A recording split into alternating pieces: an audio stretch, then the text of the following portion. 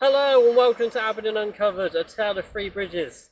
In today's documentary, we're going to be looking at one of Abingdon's most crucial set of structures, these three bridges that cross the Thames. We'll start by looking at the origins of the bridges and the need for their construction, who constructed them, and the costs that were involved. And we'll also take a look at its repairs and changes in appearance over time.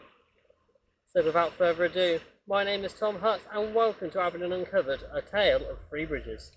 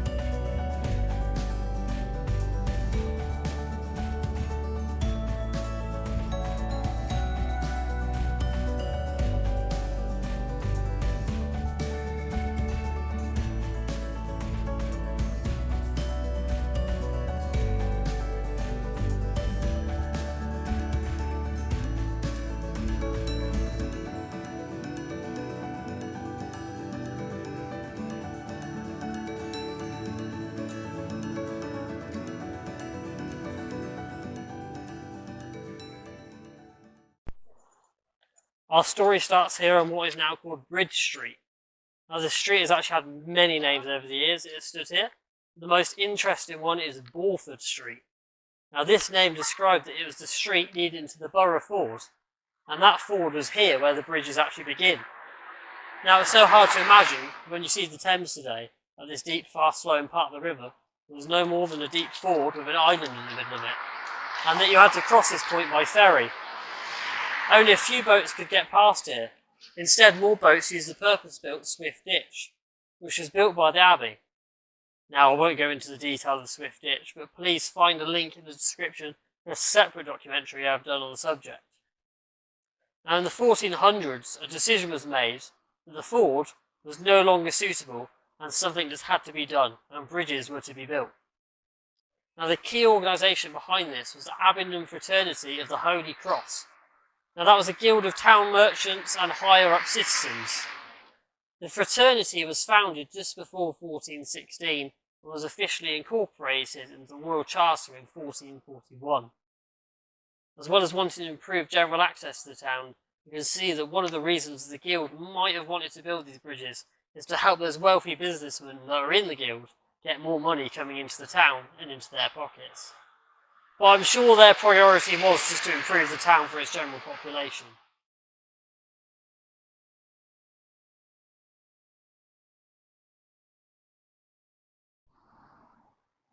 Construction of the bridges was done in three parts.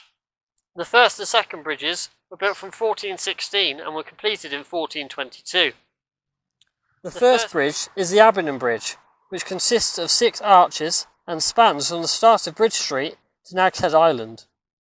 This bridge has also been named Town Bridge or Hart Bridge, which relates to the Hart Inn, which was located at front of the old jail site until it was demolished to build the jail.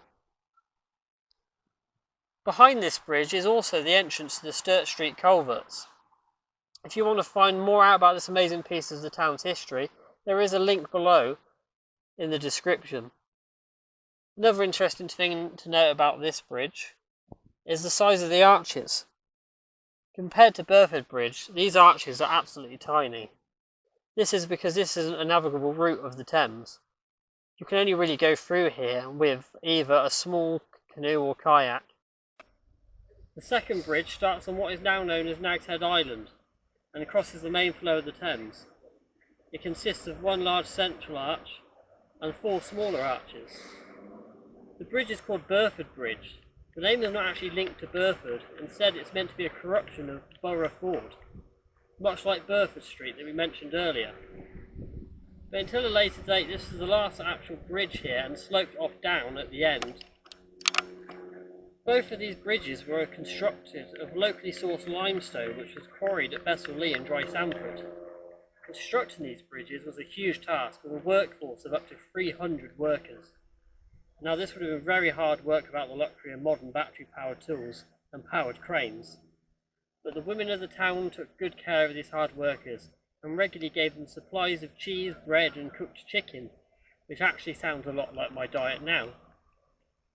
As well as constructing the bridges, the fraternity funded the construction of a mile-long causeway to help access Culham if the main road was flooded. Once both of these bridges were opened, the instant impact was felt throughout the town. Before these bridges were built, long-distance road traffic had to divert all the way to Wallingford to cross the river. Instead, they now can go straight through Abingdon, bringing great trade to the town. Of course, Wallingford wasn't happy with this.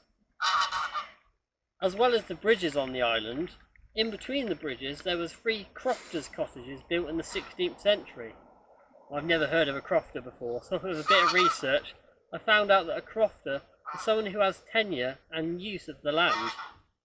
So these cottages must have been for the crofters of the land in the area.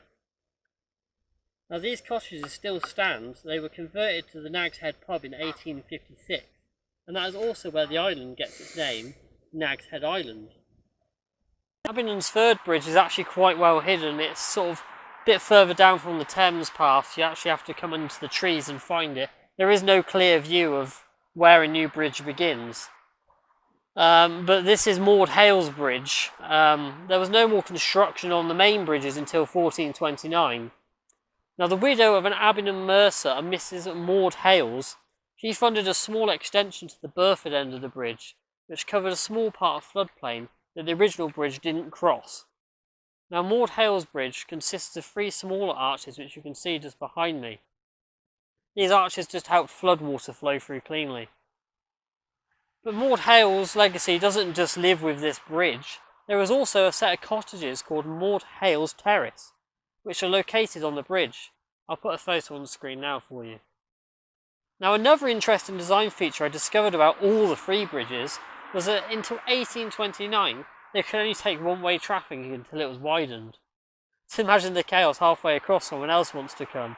Who had right of way with a horse and cart?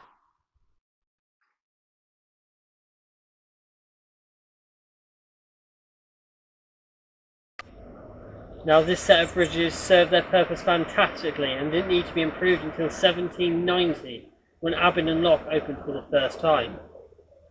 The Thames Navigation Commission decided that the main arch of Burford Bridge wasn't big enough for the new traffic coming through.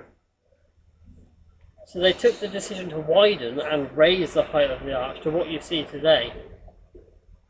The next improvement to the bridges was to widen them. As I mentioned earlier, originally the bridges could only take one-way traffic. Now the effort to widen the bridges took several years. To start with, the Christ's Hospital of Abingdon widened Maud Hale's Bridge from 1800, and then the Abingdon Bridge was next, and Burford Bridge from 1818 until 1819. After this, the bridges remained without repairs until 1927, when an engineer discovered that the bridges had become weak and unsafe, closing it for major repairs. It took a staggering 4 years to repair the bridges.